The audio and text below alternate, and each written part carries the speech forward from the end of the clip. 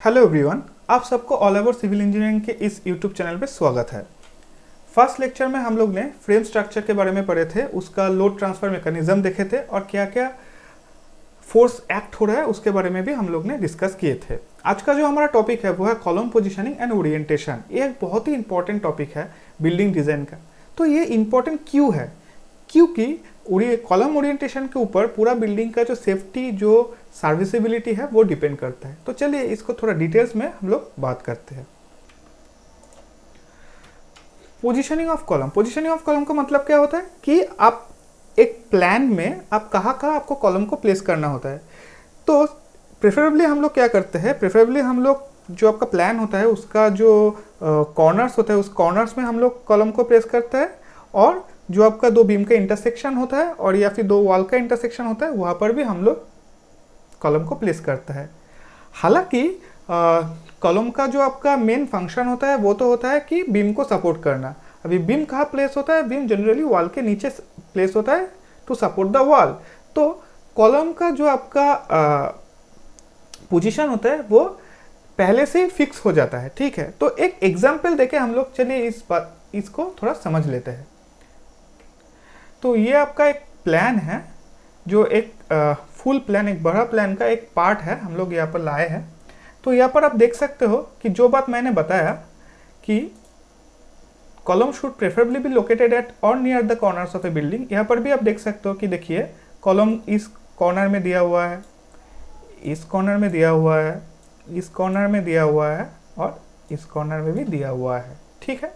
और दूसरा क्या पॉइंट था कि दो बीम के इंटरसेक्शन में कॉलम देना है। तो देख लेते हैं कि इस प्लान में दो बीम का इंटरसेक्शन पॉइंट है कि नहीं।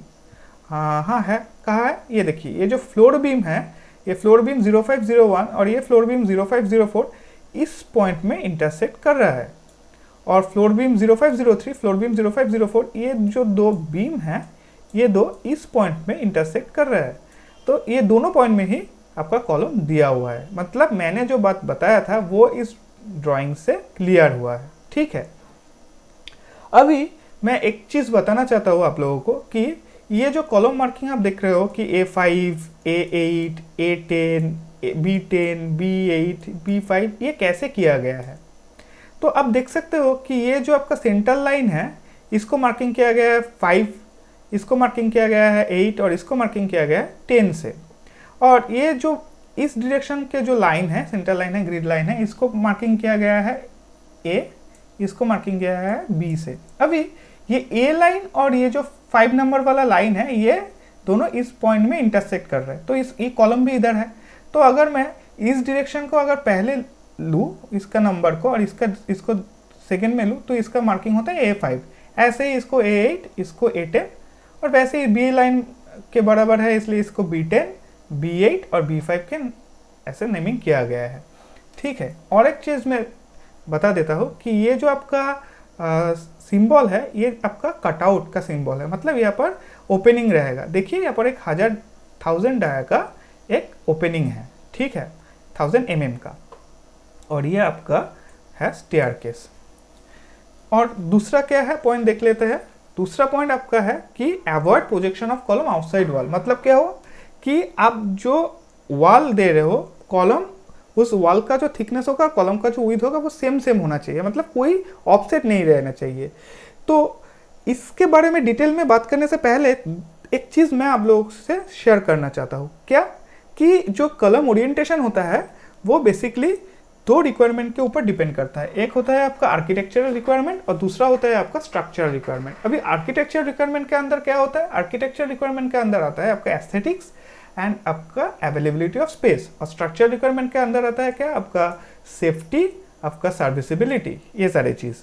अभी ये जो पॉइंट है आपका avoid projection of column outside wall, ये पॉइंट आपका आर्किटेक्चरल रिक्वायरमेंट के अंदर आता है। क्योंकि अगर आपका ऑफसेट रहता है तो ऑफसेट के लिए जो आपका एस्थेटिक आएगा वो खराब हो जाएगा। और दूसरा क्या है, वो अननेसेसरी कुछ स्पेस भी ऑक्यूपाई करके रखेगा, ठीक है। तो एक चीज़ सोचिए कि क्या हम लोग हर वक्त कॉलम का जो विड्थ और वॉल का थिकनेस सेम रख पाएंगे? नहीं, क्योंकि नाउअडेज क्या होता है कि आपका जो इंटरनल वॉल्स होता है उसका जो थिकनेस होता है वो 150 mm होता है। कितना?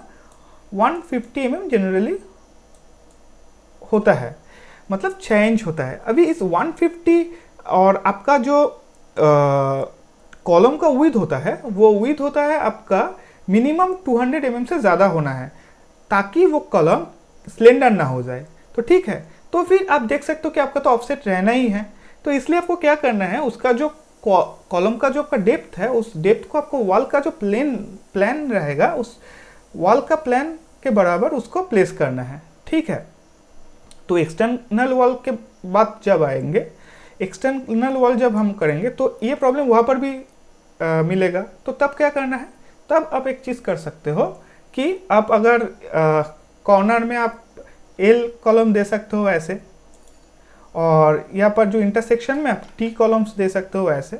तो ये चीज़ आप कर सकते हो टू अवॉइड आपका ऑफसेट।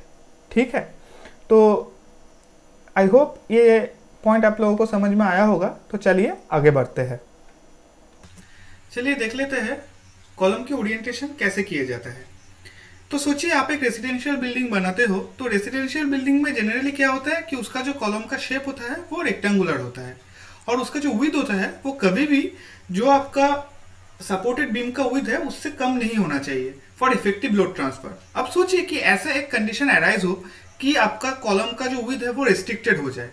तो आपको जब डिजायर्ड लोड कैपेसिटी पाना है तो आप क्या करोगे, आप उस डेप्थ को, उस कॉलम का डेप्थ को आप बढ़ाओगे, लार्ज करोगे। तो इन दैट कंडीशन आपका ओरिएंटेशन के लिए जो प्रॉब्लम है वो अराइज होगा। सो वो प्रॉब्लम को मीट अप करने के लिए आपको क्या क्या दिमाग में रखना है, चलिए देख लेते हैं। तो ये क्या बोल रहे हैं पहले कि कॉलम को ऐसे ही ओरिएंट करो कि उस column major plane of bending में रहे, और क्या उसका जो आपका मेजर एक्सिस ऑफ बेंडिंग होगा उसका परपेंडिकुलर कॉलम का डेप्थ रहना चाहिए। ठीक है, तो फिर अभी ये मेजर प्लेन ऑफ बेंडिंग, ये मेजर एक्सिस ऑफ बेंडिंग, ये होता क्या है, तो चलिए ये क्या होता है ये देख लेते हैं।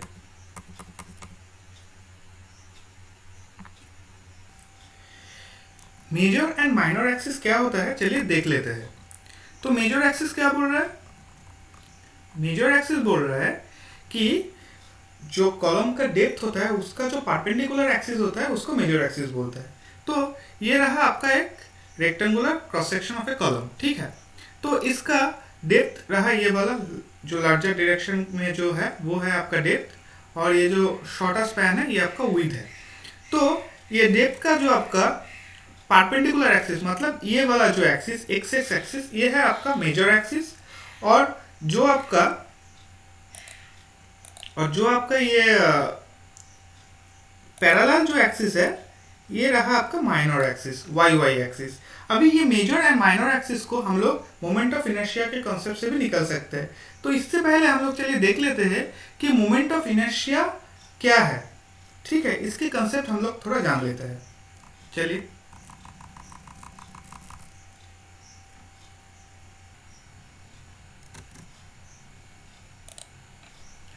मोमेंट ऑफ इनर्शिया, तो ये मोमेंट ऑफ इनर्शिया होता क्या है, एक स्ट्रक्चर और एक मेंबर के ऊपर अगर जब लोड आता है तो वो स्ट्रक्चर या मेंबर जब उस लोड को रेजिस्ट करता है विदाउट चेंजिंग इट्स पोजीशन, तो उस रेजिस्टेंस को मोमेंट ऑफ इनर्शिया कहते हैं। तो हालांकि कॉलम के केस में कॉलम उसको एरिया से उस लोड को रेजिस्ट करता है, तो इसलिए इसको एरिया मोमेंट ऑफ इनर्शिया भी कहते हैं। अभी इसको कभी कभार सेकेंड मोमेंट ऑफ इनर्शिया या तो second area movement, quadratic movement of area भी कहा जाता है। इसको हम लोग जनरली डिनोट करते हैं आई से। ठीक है, और इसका जो आपका डायमेंशन होता है वो होता है L⁴, मतलब आपका मिलीमीटर टू द पावर 4 या फिर मीटर टू द पावर 4 में आप इसका यूनिट दे सकते हो। अभी स्ट्रक्चरल इंजीनियरिंग में मोमेंट ऑफ इनर्शिया एक बहुत ही इंपॉर्टेंट प्रॉपर्टीज है। With its help we can find out the beam's deflection and also we can compute the stress caused by moment applied to the beam। ठीक है, तो अभी चलिए देख लेते हैं कि moment of inertia of A plain area क्या होता है। तो हम लोग यहाँ पर दिखाया हुआ है कि AR² होता है। तो चलिए इसको देख लेते हैं ये होता कैसे है। सोचिए मैं यहाँ पर एक ऐसे प्लेन एरिया ले रहा हूँ। अभी इसको छोटे छोटे स्ट्रिप्स में मैं डिवाइड करना चाहता हूँ, तो डिवाइड कर दिया। अभी ये छोटे छोटे जो आपका स्ट्रिप्स है, सोचिए इसका जो एरिया है, इसका है आपका A1, इसका आया A2, इसका आया A3, ठीक है।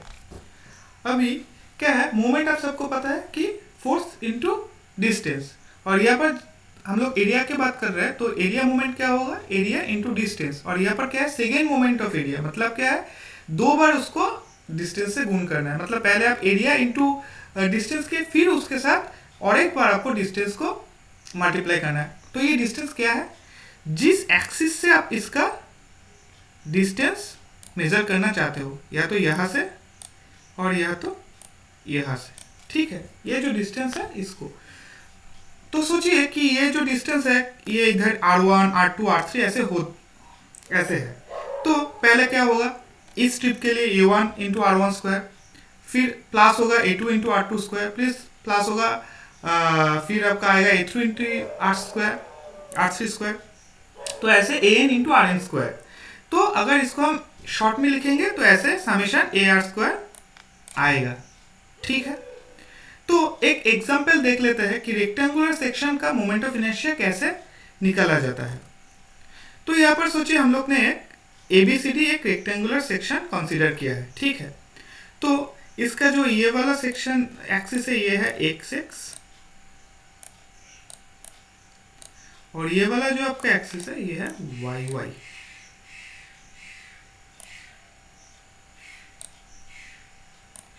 ठीक है। अभी इसका जो ब्रेथ है, जो इसका विड्थ है वो है आपका b, और इसका जो डेप्थ है इसको d से डिनोट किया गया है। अभी एक PQ एक स्ट्रिप हम लोग यहाँ पर कंसीडर किए, ठीक है। जैसे कि हमने वो एरिया का मोमेंट ऑफ इनर्शिया निकलने के टाइम में देखे, तो ऐसे यहाँ पर भी एक हमने स्ट्रिप ली है। तो इसका जो विड्थ है वो तो है b, और जो थिकनेस है सोचिए वो है dy। तो इसका एरिया कितना हुआ, इसका एरिया हुआ b, इसका एरिया हुआ b इंटू dy, ठीक है। अभी तो moment of inertia of the sticks क्या हुआ, एरिया इंटू आपका डिस्टेंस स्क्वायर। तो ये जो डिस्टेंस है यहां से इसका डिस्टेंस रहा आपका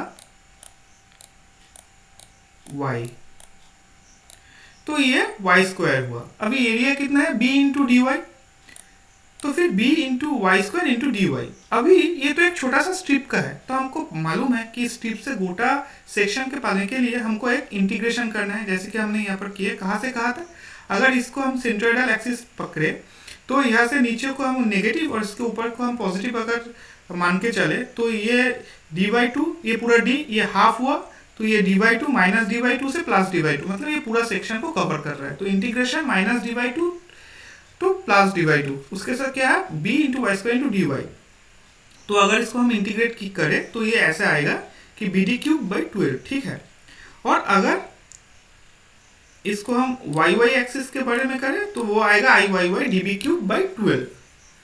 तो ये आई होप आप लोग को समझ में आया होगा। तो चलिए हम लोग देख लेते हैं कि मोमेंट ऑफ इनर्शिया को यूज करते हुए हम कैसे मेजर एंड माइनर एक्सिस को निकलते हैं। तो हमने पहले यहाँ पर देख लिया कि आई एक्सेस होता है आपका bd³/12 एंड आई वाई होता है आपका db³/12। तो ये जो आपका ओरिएंटेशन है जहाँ पर आपका डेप्थ वर्टिकल रखा गया है, तो इस ओरिएंटेशन में आपका सोचिए कि एक साइज हमने एज्यूम कर लिया 300 इंटू 800, मतलब डेप्थ आपका हुआ 800 और विड्थ आपका हुआ 300, ठीक है। तो आई एक्सिस क्या होगा bd³/12, यहाँ पर अगर आप वैल्यू पुट करोगे तो आपको आएगा 8.5 इंटू 10⁹, ठीक है। और आई वाई कितना आएगा db³/12, ये आएगा आपको 1.8 into 10⁹ millimetre to the power 4। तो इसके क्या हुआ, आई एक्सिस आपका आई वाई से ज्यादा आया। मतलब क्या हुआ, जो मैंने पहले भी कहा था कि मेजर एक्सिस रहा आपका एक्स एंड माइनर एक्सिस रहा आपका वाई। अभी अगर इसका जो ओरिएंटेशन है हम चेंज कर देते हैं कि डेप्थ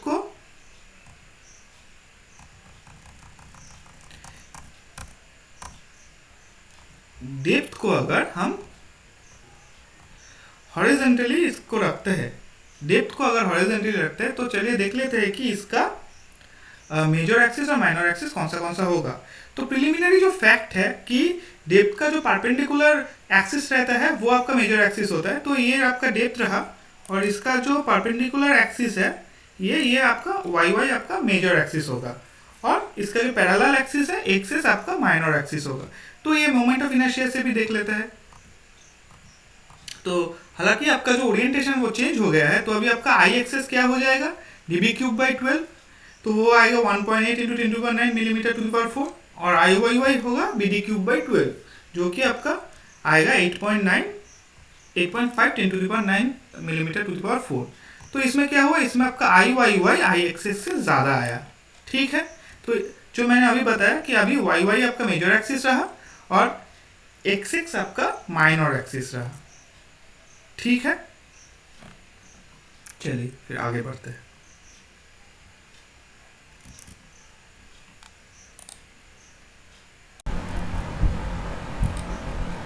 तो आपका axis of bending and plane of bending क्या है, चलिए देख लेते हैं।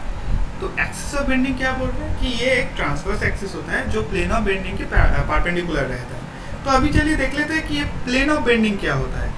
प्लेन ऑफ बेंडिंग होता है वो प्लेन जो एक फ्रेम या मेंबर का वो प्लेन होता है जहाँ पर लोड्स एंड लॉन्गिट्यूडिनल जो एक्सिस होता है वो लाई करता है, ठीक है। और वहाँ उस प्लेन में आपको डिफ्लेक्शन प्रोफाइल भी दिखने को मिलता है। तो अगर सोचिए कि हम एक कॉलम को उसके डेप्थ को वर्टिकल रखते हुए ओरिएंट किए, तो फिर उसका जो आपका एक्सिस ऑफ बेंडिंग होगा वो ये माइनर एक्सिस वाई होगा। मतलब क्या है, ये वाई एक्सिस के अबाउट इसका जो आपका डिफ्लेक्शन, इसका जो आपका बेंडिंग ये देखने को मिलेगा। और अगर अभी आप ओरिएंटेशन को हम लोग चेंज कर देते हैं और आपका जो डेप्थ को हम हॉरिजॉन्टल ओरिएंट करते हैं, तो उसके लिए एक्सिस ऑफ बेंडिंग कौन सा रहेगा, उसके लिए भी एक्सिस ऑफ बेंडिंग रहेगा वाई, लेकिन ये वाई अभी मेजर एक्सिस हो गया है, ठीक है। ये मेजर एक्सिस हो गया है और इस एक्सिस के अबाउट ही ये जो आपका कॉलम का जो रोटेशन या फिर आप बेंडिंग बोल सकते हो वो इस एक्सिस के अबाउट होगा, ठीक है। तो चलिए, तो हम लोग मेजर एक्सिस के बारे में बात किए, माइनर एक्सिस के बारे में बात किए, प्लेन ऑफ बेंडिंग क्या होता है, एक्सिस ऑफ बेंडिंग क्या होता है, ये सारी चीज़ हम लोग ने देख लिए।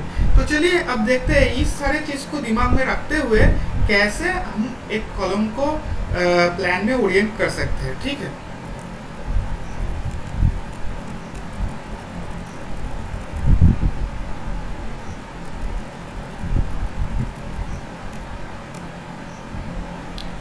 तो ये रहा आपका एक प्लान का एक सब, मतलब एक पार्ट हमने यहाँ पर उठा के आप लोगों के लिए लाए हैं दिखाने के लिए। तो यहाँ पर हम क्या देख सकते हैं कि ये जो आपका एक्सिस है, ये जो आपका ये इस डायरेक्शन में जो एक्सिस है और इस डायरेक्शन में जो एक्सिस है, इस डायरेक्शन में जो एक्सिस उसका जो लेंथ है वो ज़्यादा है। और हमको मालूम क्या है कि मूवमेंट क्या होता है, फोर्स इनटू डिस्टेंस। अभी ज़्यादा डिस्टेंस का मतलब क्या होता है कि इसका ऊपर जो लोड आएगा, इसके ऊपर जो मूवमेंट होगा वो भी बहुत ज़्यादा होगा। तो फिर कॉलम सिर्फ जो आपका एक्सियल लोड है वो ही नहीं रहेगा, उसके ऊपर जो मूवमेंट हो वो भी बहुत ज़्यादा रहेगा। तो अभी इस मूवमेंट को रेजिस्ट करने के लिए आपको क्या चाहिए, जो डेप्थ है उस डेप्थ को आपको यहाँ पर जैसे कि बोला गया है कि depth of column is contain in the major plane of bending. तो यहाँ पर जो मेजर प्लेन ऑफ बेंडिंग रहेगा वो इस प्लेन में रहेगा, एक्स वाई प्लेन में, एक्स डायरेक्शन में, ठीक है। तो फिर हमको क्या करना है, तो इस प्लेन में हमको इस डेप्थ को रखना है।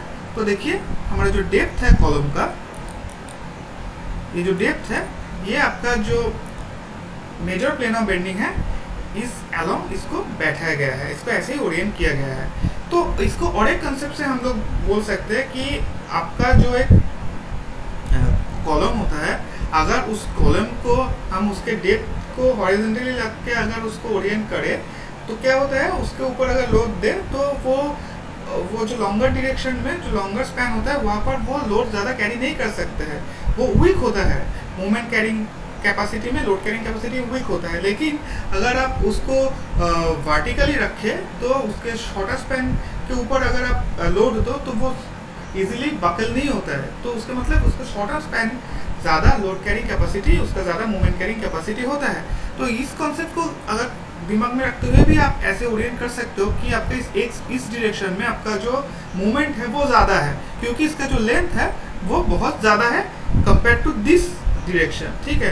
तो इसलिए हमने क्या किया, इसका जो शॉर्टर स्पैन है इसको इस डायरेक्शन में हमने बैठाया है। तो दोनों ही कॉन्सेप्ट को आप दिमाग में रखते हुए ओरिएंट कर सकते हो। वैसे ऐसे ही इस कॉलम को भी ओरिएंट किया गया है, इस कॉलम को भी ओरिएंट ऐसे ही किया गया है कि इस चारों कॉलम का जो आपका जो मेजर प्लेन ऑफ बेंडिंग है वो इस बराबर है, ना कि इस डायरेक्शन में। तो इसलिए वो जो डेप्थ है उसको मेजर प्लेन ऑफ बेंडिंग के ऊपर ही कंटेंट किया गया है, ठीक है। तो अभी क्या है, अभी सोचिए कि टू म्यूचुअली परपेंडिकुलर अगर एक्सिस हो और दोनों में जो बेंडिंग का जो अंतर, अगर मोमेंट का जो अंतर वो अगर बहुत ज़्यादा ना हो, तो हमको क्या करना है, जिस डायरेक्शन में वॉल है मतलब अलोंग द वॉल हमको उसको कॉलम का डेप्थ को बिठाना है, ओरिएंट करना है, उसको ओरिएंटेशन वैसे होगा, ठीक है। आई होप आप लोग को समझ में आया होगा। तो अगर कोई दिक्कत रहेगा तो कमेंट बॉक्स में हम लोग को बताएं, ठीक है। तो ये रहा हमारा ओरिएंटेशन ऑफ कॉलम। तो चलिए फिर आगे बढ़ते हैं।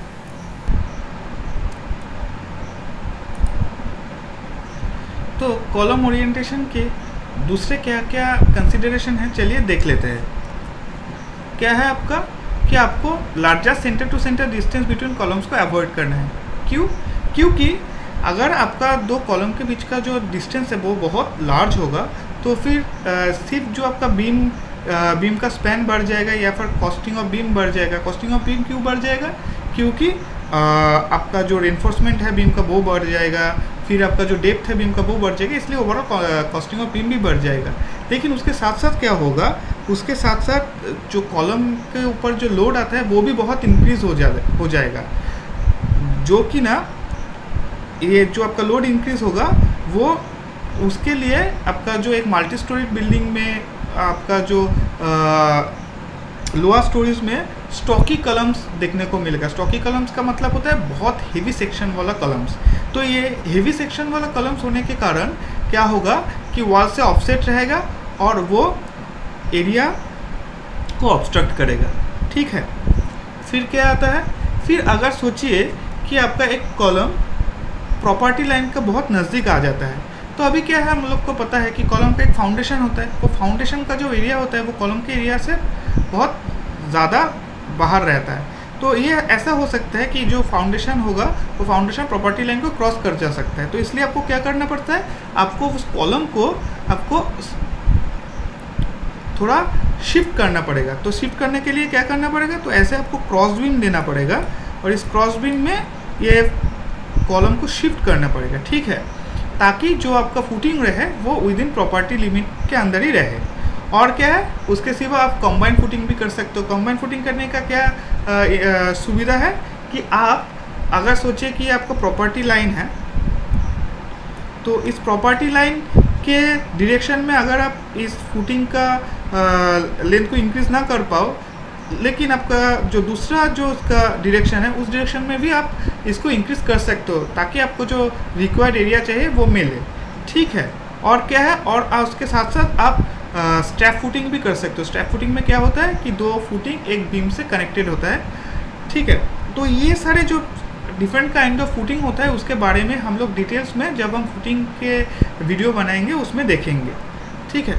अभी चलिए नेक्स्ट देखते हैं। नेक्स्ट क्या है, नेक्स्ट है कि आपको कॉलम का पोजीशन ऐसे चॉइस करना है ताकि बीम के ऊपर जो मोमेंट है वो रिड्यूस हो सके। अगर दो कॉलम बहुत नज़दीक हो तो आपको ये चूज़ करना है तो कौन सा कॉलम रखना है और कौन सा कॉलम आपको नहीं रखना है, ठीक है।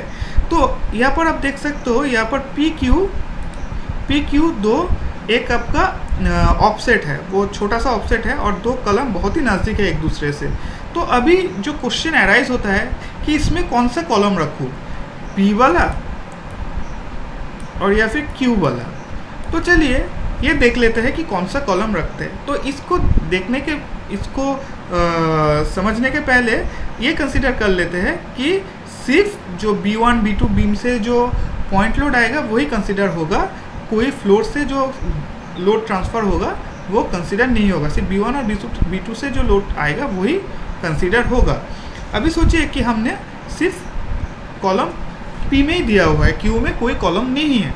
तो तब क्या होगा, तब जो होगा कि B1 का जो लोड वो Q में आके कंसनट्रेटेड लोड आके B3 में आएगा। फिर क्या होगा, तो B3 का जो स्पैन वो बहुत बढ़ जाएगा।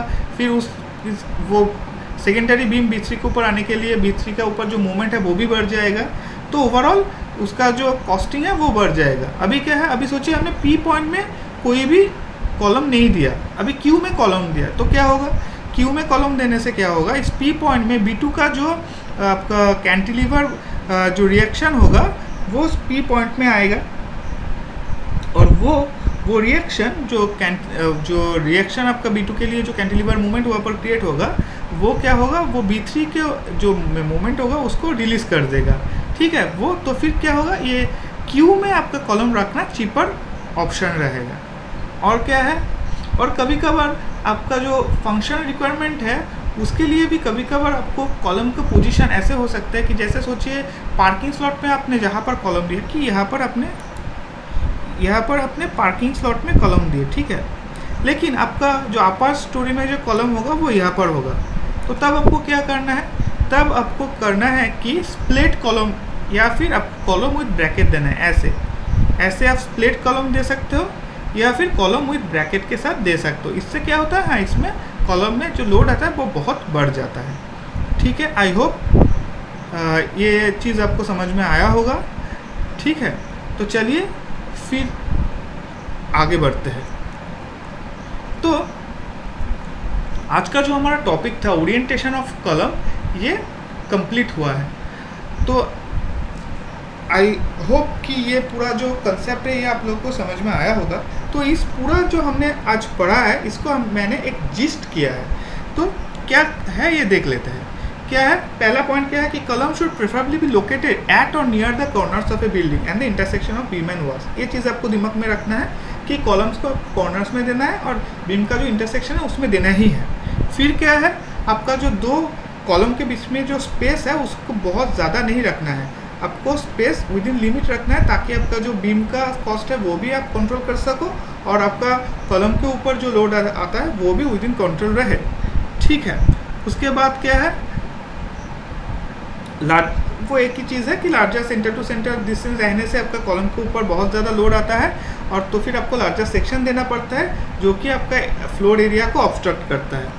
और एक चीज़ क्या है जो बहुत ही इंपॉर्टेंट है कॉलम ओरिएंटेशन के बारे में, कि कॉलम का जो लॉन्गर डायरेक्शन होगा उस डायरेक्शन, अगर जिस डायरेक्शन में आपका जो स्पैन ज़्यादा होगा बीम का, उस डायरेक्शन में आपको कॉलम का लॉन्गर डायरेक्शन को प्लेस करना है। ठीक है, ये एक चीज़ है, ये एक तरीका है, बहुत इजी से याद रख सकते हो।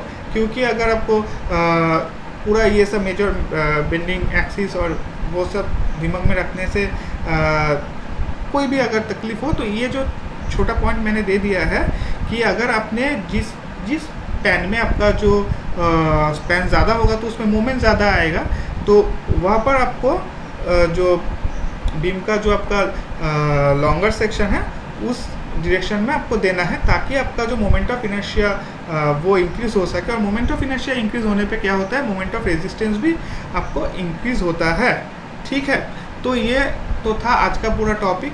तो जैसे कि हम लोग ने पहले वाला वीडियो में आप लोग से वादा किए थे कि हर एक वीडियो के एंड में हम लोग कुछ बेसिक इंफॉर्मेशन आपसे शेयर करेंगे जो कि हर एक को बहुत ही इम्पोर्टेंट होगा। तो देख लेते हैं आज का इन्फॉर्मेशन में क्या है।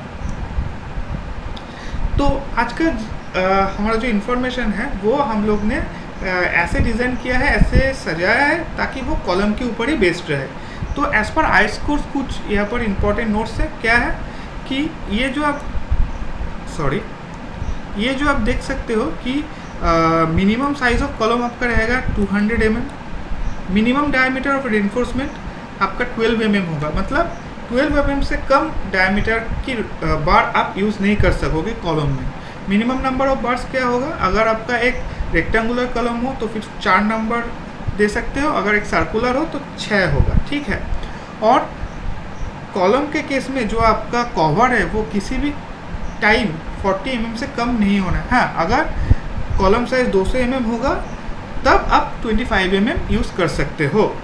और लॉन्गिट्यूडिनल रेनफोर्समेंट का एरिया, क्रॉस सेक्शन एरिया कितना हो सकता है कि वो 0.8 से 6% के रेंज में वेरी करेगा, ठीक है। और spacing of longitudinal bars measured along the periphery of column 300 mm से ज़्यादा नहीं होना चाहिए।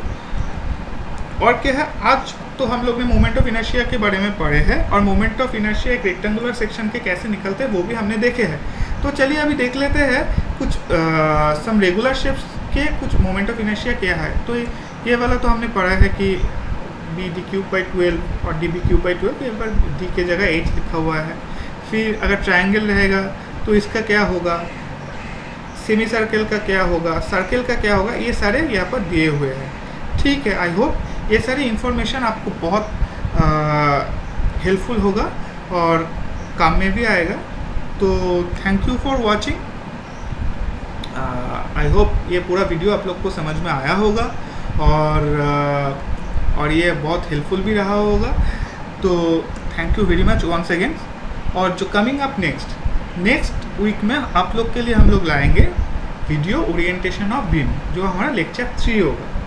तो थैंक यू वेरी मच। आपको अगर ये वीडियो अच्छा लगा हो तो इसको शेयर कीजिए आपके दोस्त, आपके कॉलीग्स, आपके सीनियर्स, आपके जूनियर्स के बीच, लाइक कर दीजिए और सब्सक्राइब करना ना भूलें। Thank you. जय हिंद।